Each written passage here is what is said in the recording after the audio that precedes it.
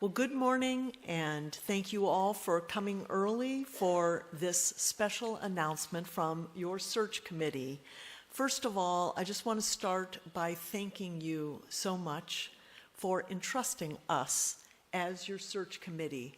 We are missing Melanie Walter Mahoney, who was out of town today, but we thank you for as you may remember, the congregation and the board selected this committee, and I just want to really thank you for putting together such a great group who had all different independent minds, but yet we were able to work through everything together. So this has been a great experience and process, and we appreciate you entrusting us. And we were selected to be representative of you and to represent you, and we think we did that. We hope you'll think so too. The search process went very smoothly. We met almost weekly, starting at the end of the summer, and we followed all of the procedures, the processes of the UUA. With your input, we put together our congregational record, which I hope you've had the opportunity to review. We were really proud of what we put together. We feel like it painted an accurate picture of the congregation, including the ways that we are strong and healthy, but also presenting our past and current challenges. We've been told many times that we are a healthy and attractive congregation.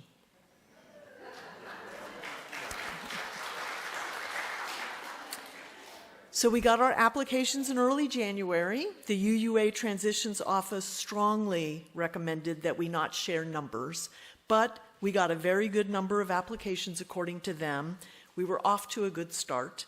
We identified the recommended number of good candidates for pre-candidating weekends, and we went through the process. And now, turn it over to, and I'm sorry I didn't introduce myself because I just forgot. I'm Toni Wegner. I'm co-chair of the co-minister search committee. Before I turn it over to Michael, who is the other co-chair, I'd like to introduce the other members or let them introduce themselves, because we all spend a lot of time doing this. Yeah. So do you want to introduce yourself? I'm Leo Collis. I think you all know me.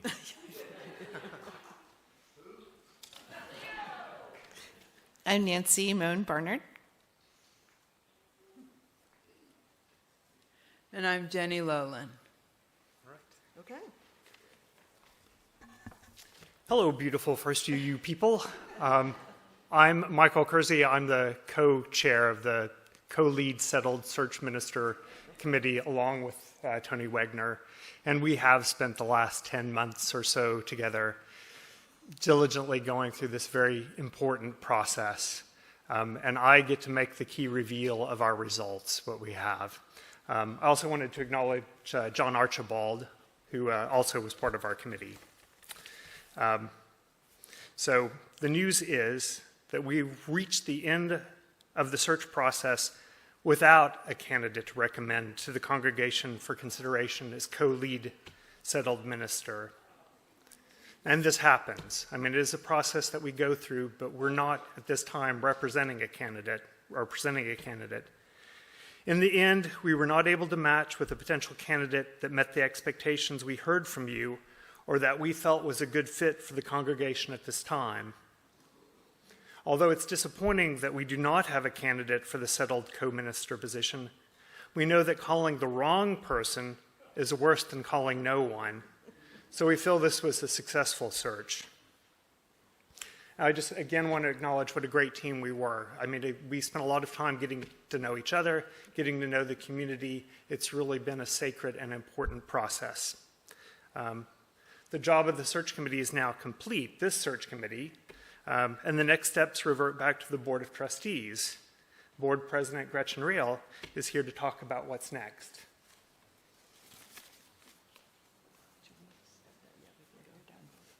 Good morning. I am Gretchen Reel. I'm the president, and I too am disappointed. But I know you have questions. You probably have about 1 million questions right now. We probably don't have time for all of them, but I wanted to briefly sort of outline for you where we're going next. The board and the ministers have talked about this. We had a kind of a pre-conversation knowing that this might be an outcome. And what we have decided is that we need a break. It's been a tough time. We've had 2 years in a row that we've had a search. So we are going to look for a contract assistant minister for 2 years that Chris will hire with board input, that we will then take next year off because we need a break, and then we will determine if we want to go into search for the following year, which would probably start in the summer of 26.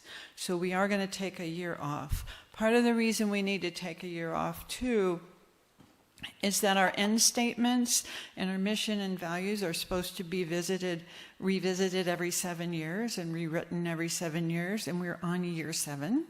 And we were waiting to do that for the new minister, but now that we know there's not going to be a called minister starting in August, we will be the church will be rewriting the ends next year. So look for that information on that to come out in the fall. So I don't have time to answer. I know you have 1 million questions. I don't have time to answer questions now because we have a fabulous service led by the youth. I will be in House and Hall at the board table after the service, and please come talk to me. The search committee will also be there, or representatives of the search committee will also be there.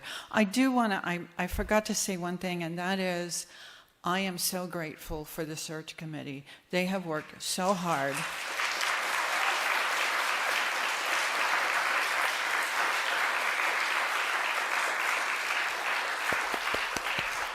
And I should have said that first, sorry. But they have worked so hard, and they brought their best selves to the work. And they really thought long and hard about who is the right person for us.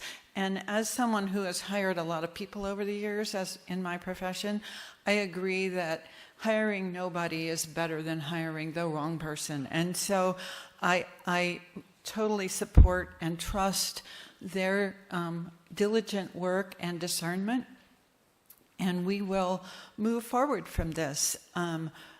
Chris and Michelle and the board are working together to identify someone who might be a good fit for a temporary or a contract assistant minister, and more information will follow as we have it. But at the moment, we don't have any,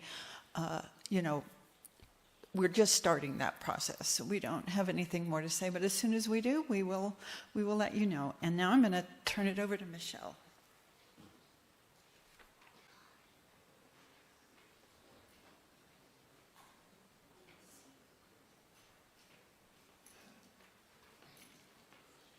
So I would just like to add my thank you to the search committee.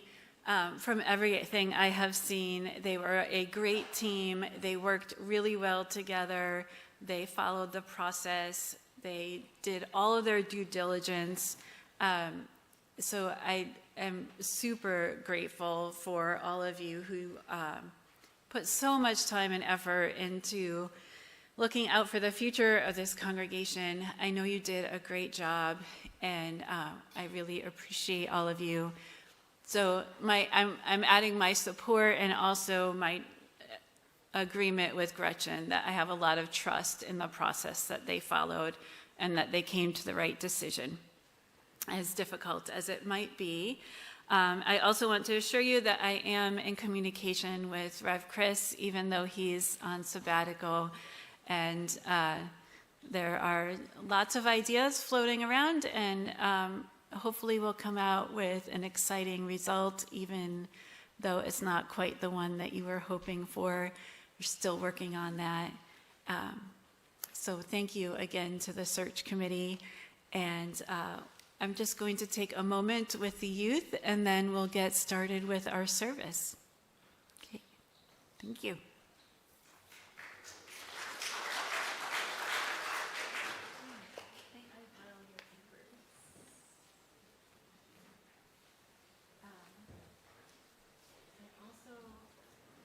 I heard what you said, Cuteness, earlier about the connection of all of you standing up together. And I just want to say that I do not experience you as creepy or ominous in any way. I think you're a wonderful group of youth, and I enjoyed working with you this morning and reading Phoenix's homily earlier. And I'm really excited for the service. So I'm going to get out my beautiful stuff.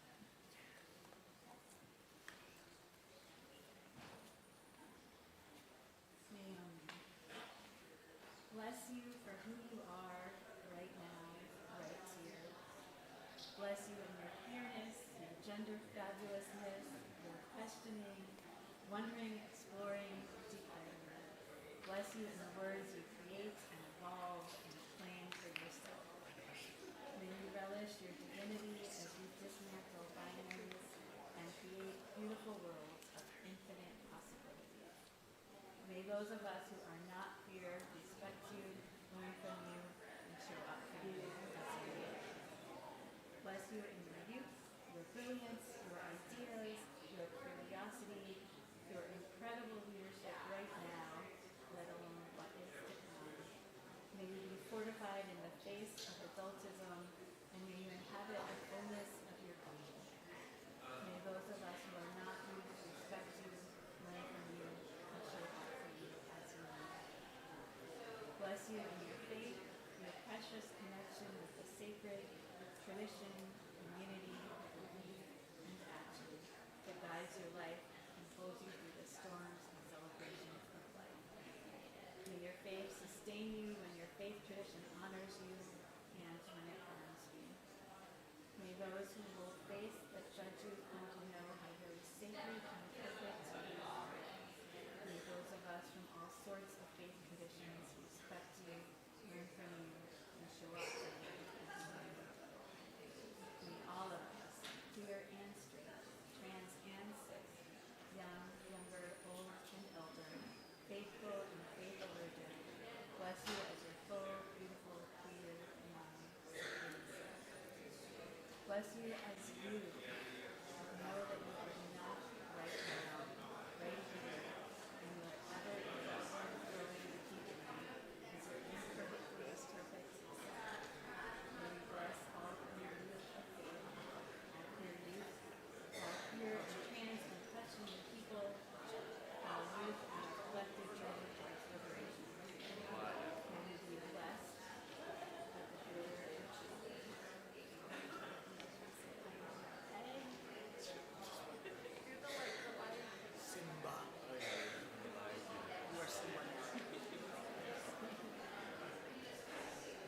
Dances of liberation, bricks of safety, and the nourishment of radical love.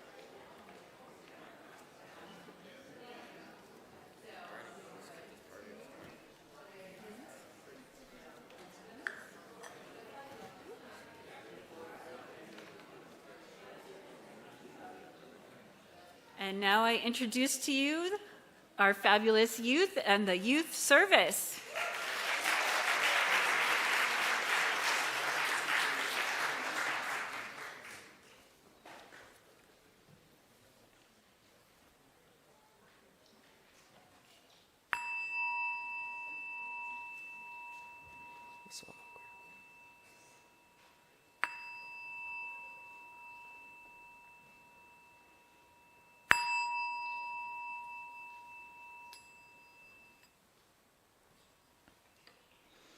Good morning. This is a vibrant and busy time for First Unitarian Universalist Church of Austin. So before we formally begin our worship service, we invite you to lend your attention to a few brief announcements that will let you know about some ways you can get how you can get involved with this church. First UU is partnered with First UU Syracuse Beyond the Binary on Saturday, April 26th. A fun event celebrating and supporting our trans and non-binary friends. All are invited. First UU has covered all of the costs, so it is free. And it'll be providing lunch. Pick up your flyer at the visitor table and join us. UPAVIM will bring fair trade goods from Guatemala to sell at First UU in this gallery Sunday, April 13th from 10 a.m. to 2 p.m. Buy with consensus and solidarity with the Community Developing Foundation, whose mission is to empower women. Through their income-generating projects, the women are able to support themselves and their community, even though they live in a red zone of Guatemala City plagued with gangs and violence. Your support of UPAVIM offers a place of sanctuary through camaraderie and employment insecurity. There will be a senior lunch on April 9th, features Terry Lawson and the beautiful and amazing work she does with fabrics and thread. She will tell us how she got started doing this, and many of her works will be on display. Lunch is $5, no reservations are required, and all are welcome. Jonathan Bryant, financial advisor at First UU member, has offered to help us learn how to better weather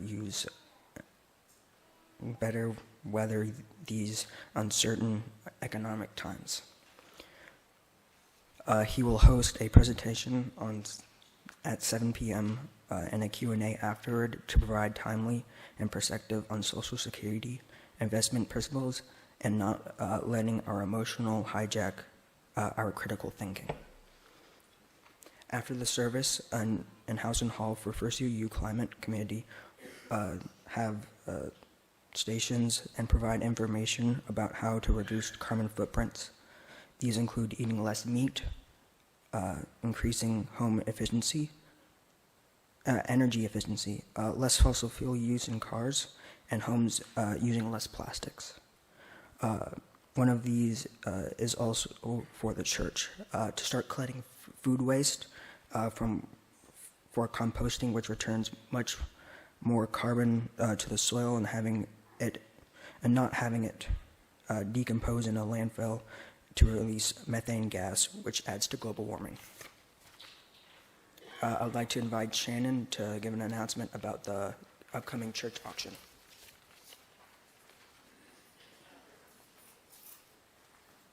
Hey, everybody. Hi. As many of you know, our spring auction is coming up, and the deadline to submit your items, your experiences, is next Sunday. So if you have an item or experience, what is an experience, you might ask?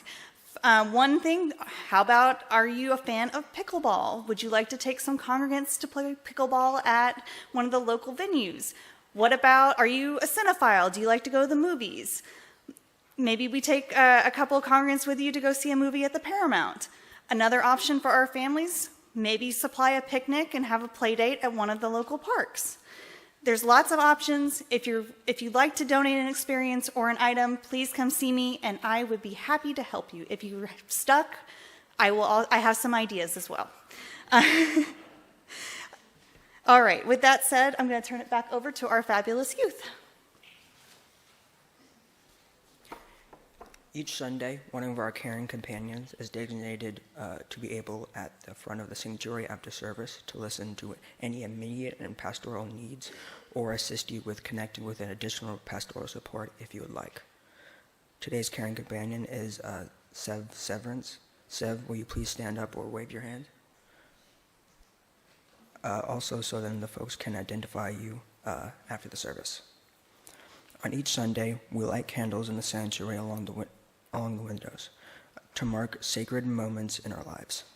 Although we do have these times set during the worship, to note these candle lightings, we do invite you to do it anytime before or during the service when you feel moved to do so. Now, let all who have gathered in the beloved community, whether you are in virtual space or in person, please join us in worship together.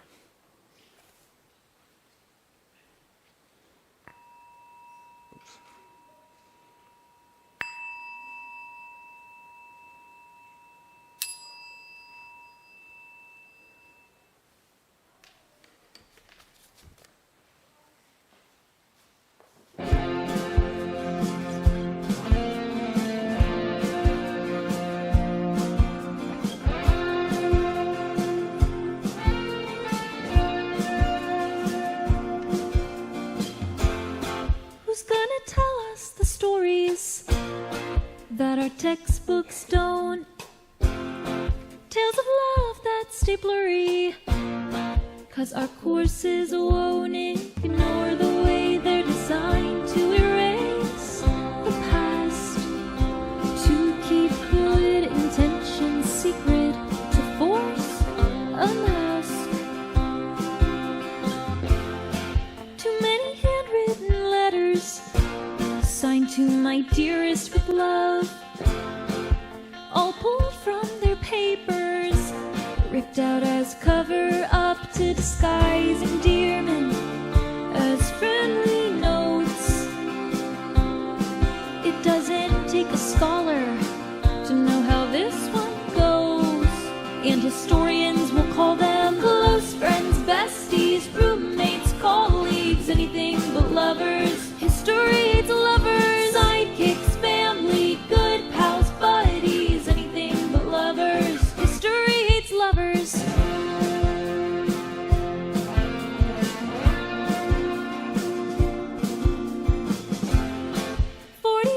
Living together, wearing the same wedding bands, 2 kids and a golden retriever. Just friends don't live like that, they don't look at each other with love in their eyes, with hopes to settle down for the rest of their lives.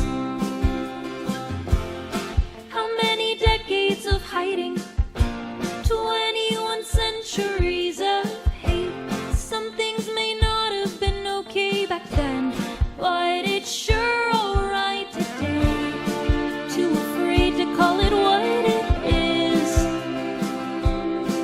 It doesn't take a scholar to understand this, and historians will call them close friends, besties, roommates, colleagues, anything but lovers. History hates lovers, sidekicks, family, good pals, buddies, anything but lovers. History hates lovers. Keep it hidden, rewrite history, leave it wrapped up in a mystery, because no one can figure it out. I think they figured it out. Stash the proof, hide the evidence, keep it locked until it's relevant, because they can't figure it out, because no one can figure it out.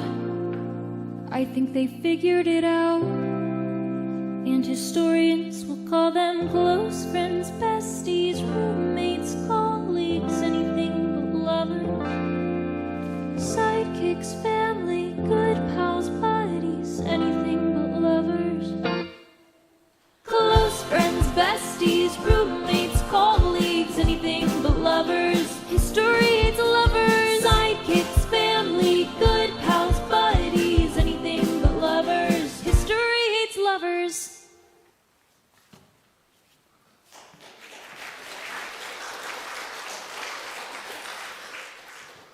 Good morning.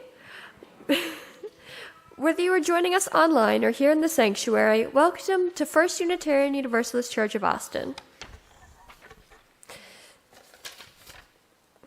We are a spiritual community dedicated to a free and responsible search for truth, meaning, and beauty. I'm Phoenix. I'm wearing a hat full of pins and a red sparkly sweater. My pronouns are they, them.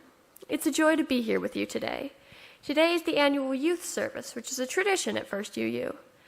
I especially want to welcome you if you are new to the congregation. If you are joining us remotely, and if you can, please say hello in the comments and let us know from where you are viewing the service. If you're here in person, please join us for the social hour after worship. Either way, we invite you to fill out the online visitor form at austinuu.org. Simply click on Worship, which will show you a link to the form. We would love to get to know you better. Whoever you are, wherever you come from, wherever you find yourself on life's journey, whichever pronouns, whoever ancestors, whatever your abilities or disabilities, whether you walked in, rolled in, or joined in, whomever you love, you are welcome here. You belong here. We come from a long tradition of seeking a spark of the divine in every person. It is in this tradition, this living tradition, that I invite you to greet the holy among us, either in the comments or by turning to those around you. Now let us greet the holy that lives in each of us this morning.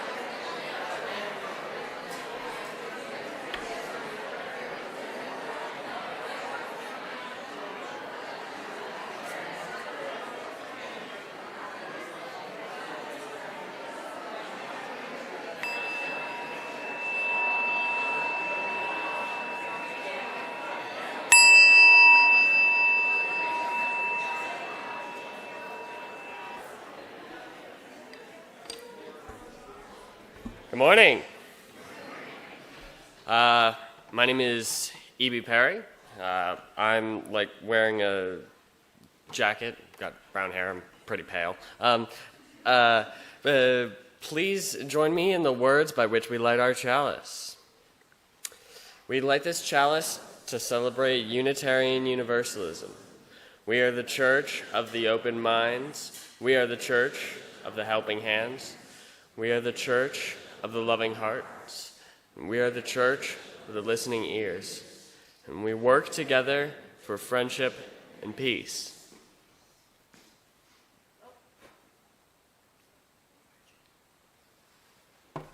It's lit.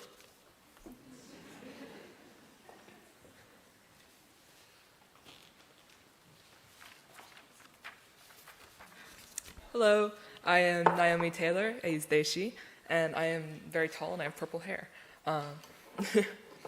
Bless you for who you are right now, right here. Bless you in your queerness, your gender fabulousness, your questioning, wondering, exploring, declaring. Bless you in the words you create and evolve and claim for yourself. May you relish in your divinity as you dismantle binaries and create beautiful worlds of infinite possibilities. May those of us who are not queer respect you, learn from you, and show up for you as you need. Bless you in your youth, your brilliance, your ideas, your curiosity, your incredible leadership right now, let alone what is to come. May you be fortified in the face of adultism, and may you inhabit the fullness of your being. Bless you in your faith, your precious connection with the sacred tradition, community, belief, and action that guides your life and holds you through the storms and celebrations of life. May your faith sustain you when your faith tradition honors you and when it harms you. May those who hold faiths that judge you come to know how very sacred and perfect you are. May those of us from all sorts of faith traditions respect you, learn from you, and show up for you as you need. May all of us, queer and straight, trans and cis, young, younger, old, and elder, faithful and faith-allergic, bless you as your full, beautiful, queer, young, sacred self. Bless you as you. Know that you are enough right now, right here, and you are ever evolving, growing, deepening as your imperfectly perfect self. May we bless all queer youth of faith, all queer youth, all queer and transitioning people, all youth on our collective journey towards liberation. May you be blessed with the glitter of joy, dances of liberation, bricks of safety, and the nourishment of radical love.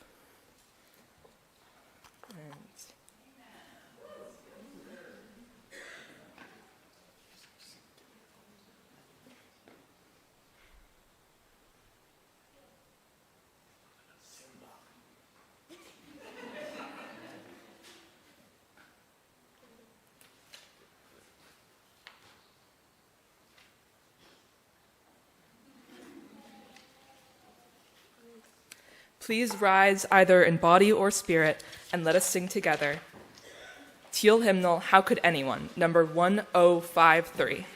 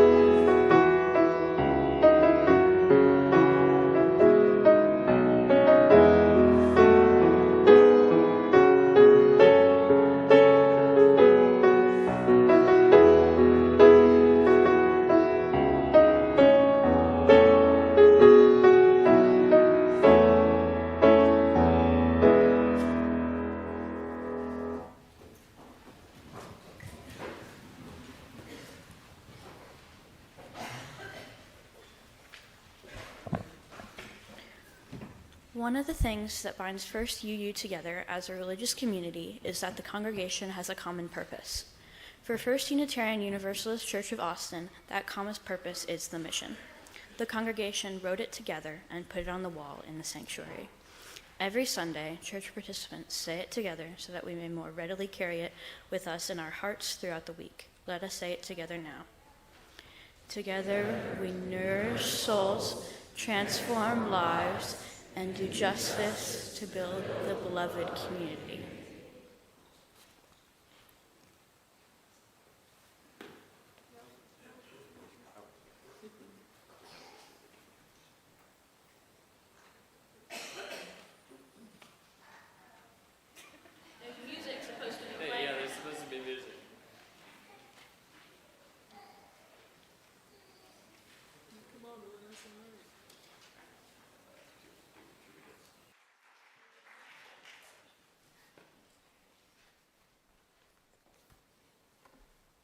Yeehaw. Been there. Now, we would like to call the young and young of heart to the stage for our story of all ages. Our story is going to be... Hold on. It's like something about cats or whatever. Oh, yeah. Fluffy McWhiskers... You've got it. Fluffy McWhiskers Cuteness Explosion. It's got cuteness explosions.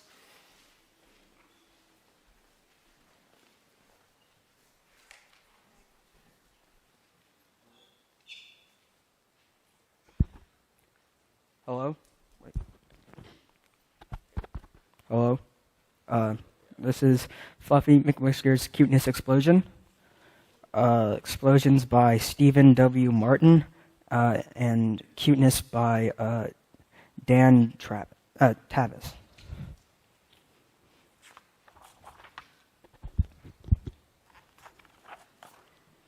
This is Fluffy McWhiskers. Fluffy McWhiskers was very cute. It's cute. dangerously cute. Kaboom! Yes, Fluffy McWhiskers was so cute that if you saw her, kaboom, you would explode.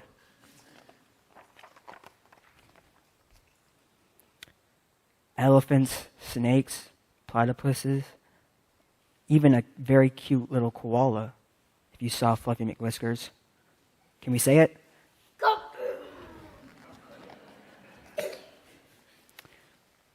This, of course, made Fluffy very sad and extremely lonely. See, look, Fluffy McWhiskers is so lonely.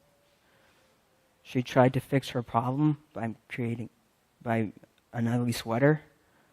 Well, here goes nothing. Even a bad haircut.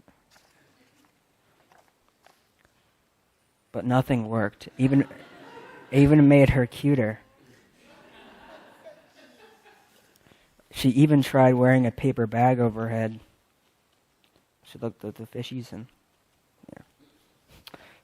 kaboom! But that was ridiculously cute. Oh my God, it's a book. Just when she thought it couldn't get any worse, they published her picture in the newspaper. That's bad, right? I don't know. I think that fame would be good, but I don't know. That's when things got out of hand. You just don't order the newspaper. That's all you have to do. Kaboom! Everybody exploded. Fluffy McWhiskers had no choice. She needed to go somewhere far, far away, where no one would find her. Eventually, she found exactly where she was looking for. The Martians came to say hi. Nope. Spoke too soon. You gotta be kidding me. Come on. Just stay where you're supposed to be, Martians. That's all you had to do.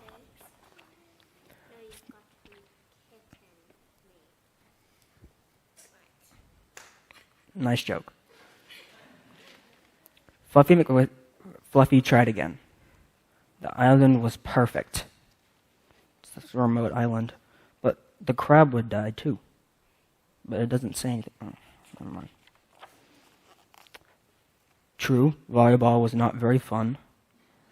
Getting her tummy scratched required a lot of work. Just get longer arms. And pizza took forever to be delivered. It would be bad because then the sloth would die. Never mind. But Fluffy could eat, sleep, read, and even watch the stars from her super cute telescope. Day after day, night after night. The tiny little telescope with the cute cat. All alone. It was a pretty sky. Again, she tried to fix her problem, but she got hungry, so she ate her friends. I don't eat from my friends. I don't know about you guys, but...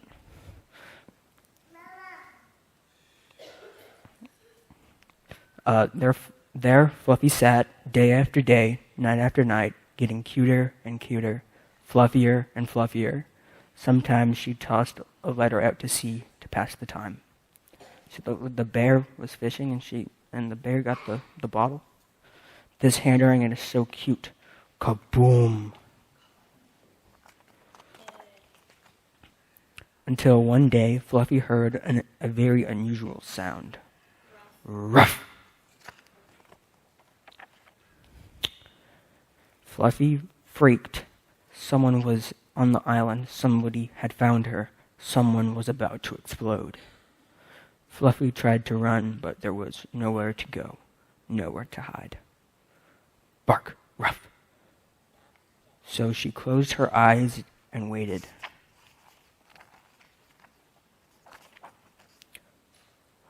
Nothing. I don't understand, said Fluffy. Why didn't you explode, dog? I was going to ask you the same thing. The cat replied. replied the extremely cute dog. Volleyball suddenly became pretty awesome. Yeah, because you made a friend. Volleyball is not fun with one person. Getting her tummy scratched required a lot less work. Fluffy had a family, finally found a friend. Nature.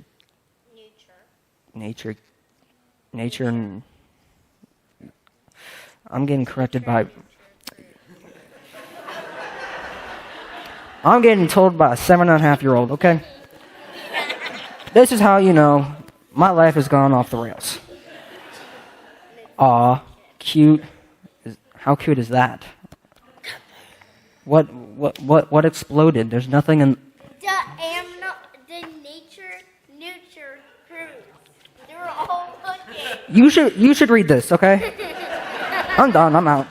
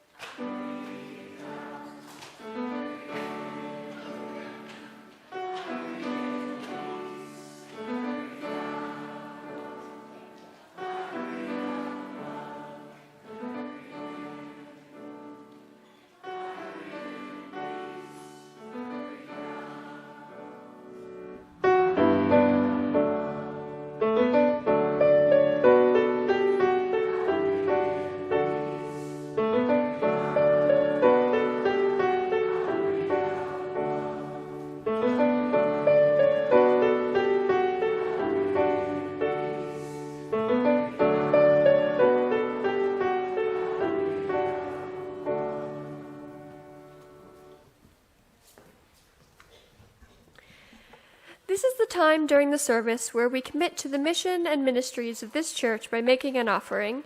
We give out of our own so that together we might build a better world. If you are visiting with us today, please allow the plate to pass you by. You are our guests. You can give in a few different ways, by going to austinuu.org and clicking on the link on the top right of the page, or by texting your contributions to 84321, or by placing an offering in the basket the ushers are about to pass. Here in the sanctuary, the ushers will now collect our offering.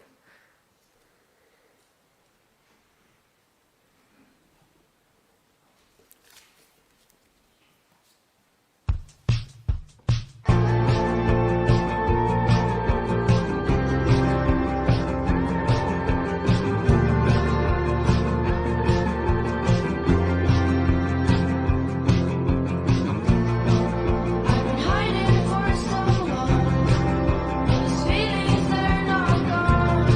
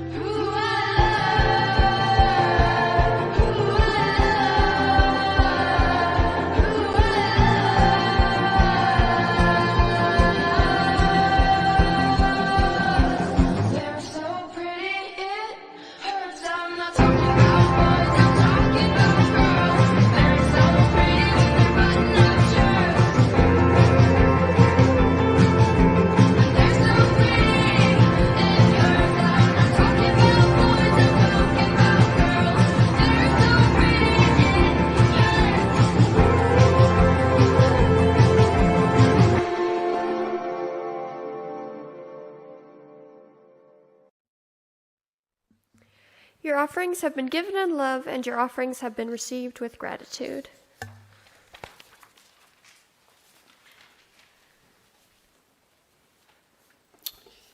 Alrighty. I'll be reading Human's Core Function is Love by Adrienne Marie Brown.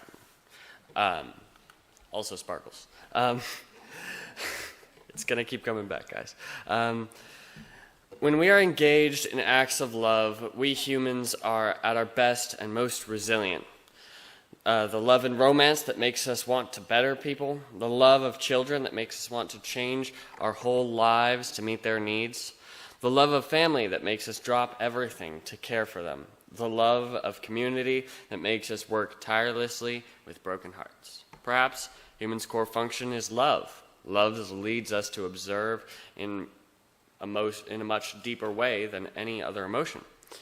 If love were the central practice of a new generation of organizers and spiritual leaders, it would have a massive impact. If the goal was to increase the love rather than winning or dominating a constant opponent, I think we could actually imagine liberation from constant oppression.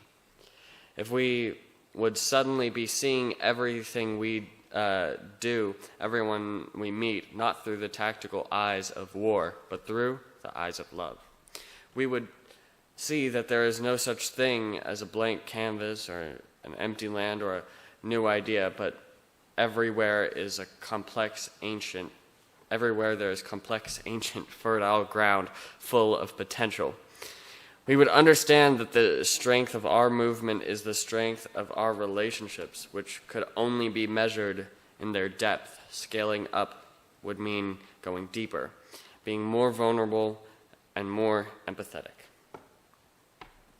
Sparkles.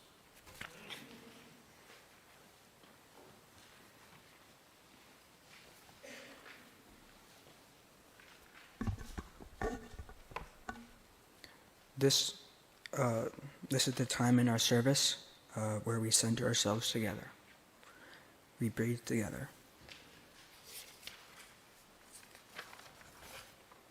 And breathing together, we sense one another's loving presence. Breathing in and breathing out, we follow our breath into a deeper place inside, a place of greater wisdom, a place where the spark of the divine resides within each of us. Breathing together, we enter into a time of sacred silence, all the while remembering that nowhere in the world is fully silent.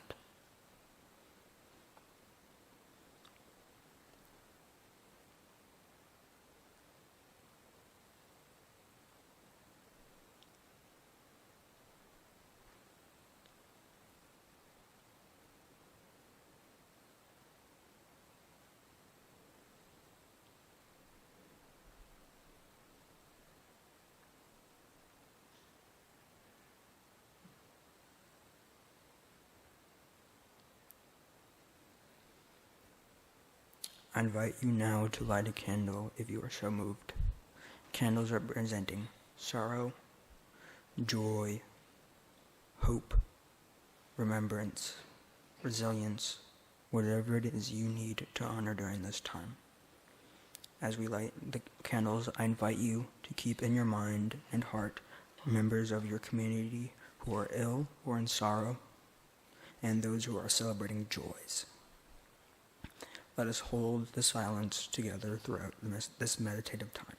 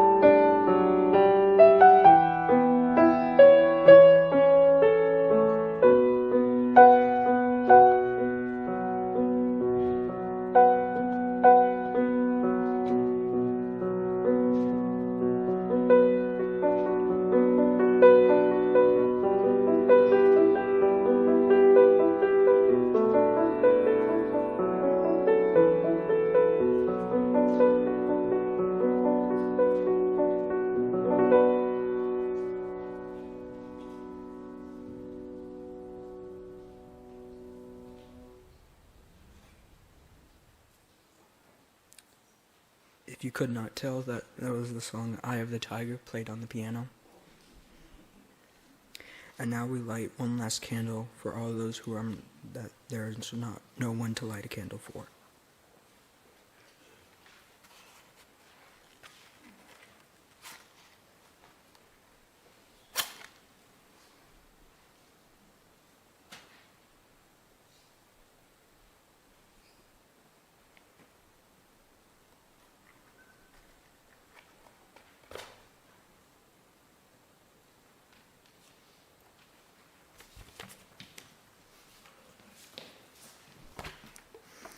Hi, my name is Phoenix. I'm 16 years old.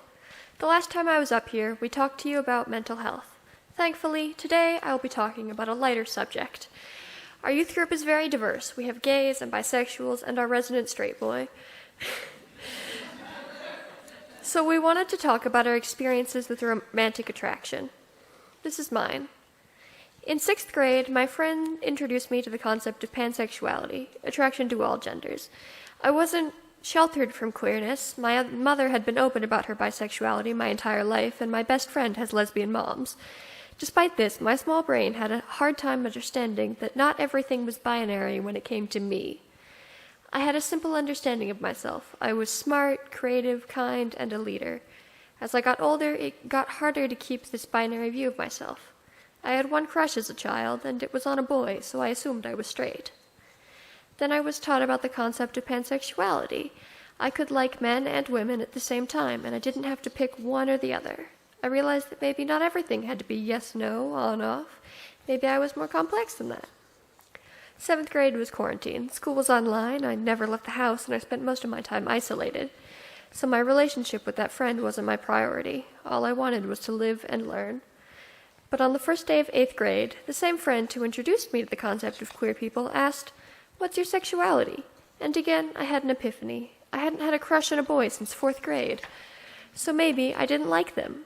I answered lesbian. I had been struggling for months to explain my lack of attraction to men, but they gave me the last push I needed to understand that I just didn't like men. Even though it took me 2 years to realize I was gay after learning I could be, that was easy compared to realizing I'm aromantic and asexual. No or limited sexual and romantic attraction. I realized I was gay because of my attraction to fictional people. Princess Shuri from Black Panther was my lesbian awakening. But after I hadn't had a crush on a real person for years, I researched and learned about being aroace, a lack of sexual or romantic attraction to people. Or to state it, a probably overused metaphor, I never crave cake, but I would eat it if it was offered. I have dated people, but I didn't have a crush on them. I hope to get married, I want to be close to someone, but I don't get romantic feelings that often. I see relationships as a friendship plus, closer and more intimate, but not that much different. I was able to understand that I wasn't wrong for not getting crushes, I just didn't work that way, and that was fine. It may not have been the norm, but it was still natural to not be attracted to people. We can't all be making babies. Some of us have to go fight the lions for food. Being a person with so many obscure labels, I've had to get good at explaining the definitions and how they interact. If I don't get attracted to people, how am I gay? I understand where these questions come from, but it would be nice if more people could understand that I have thought about this. Sexuality is a human concept, so it works so because I say so. These words are just tools to describe my experience to other people easily. They change the exact definition for everyone. Why does it work like that? Like math, it just does. Some people may not understand being queer, so they're scared of queer people. If that's you, I applaud you for making it this far. I understand it's hard when you don't understand something. Not everyone experiences things as I do. People assume straight is the default for a reason. But just because something is different from the norm doesn't mean they're wrong for it. Gayness has been documented in over 1,500 animal species like lions, penguins, sheep, elephant, and our close cousin, the chimpanzee. Humans aren't unique for that. Over the years, my understanding of my sexuality changed from straight to pan to gay. I don't get crushes, but I do like romantic relationships. Even after that, you may not understand why I'm gay or how I'm attracted to people, and I'm not asking you to. All I want is for people to accept who I am and move on with their lives. Thank you for listening. I hope my story has helped you understand yourself or someone else better. please rise in body or spirit and let us sing together hymn number 100 from the Gray Hymnal, I've Got Peace Like a River.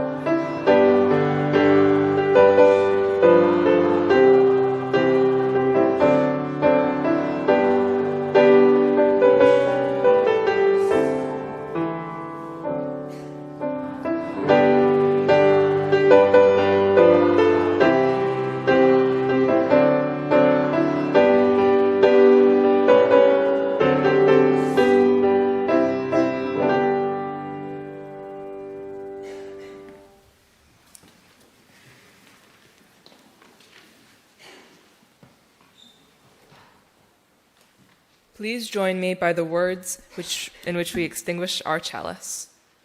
We extinguish this flame, but not the light of truth, the warmth of community, or the fire of commitment. These we hold in our hearts until we are together again.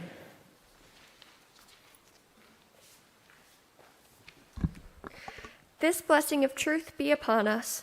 The power of love directs us and sustains us, and may the peace of this community preserve our going out and our going out and our coming in from this time forth until we meet again.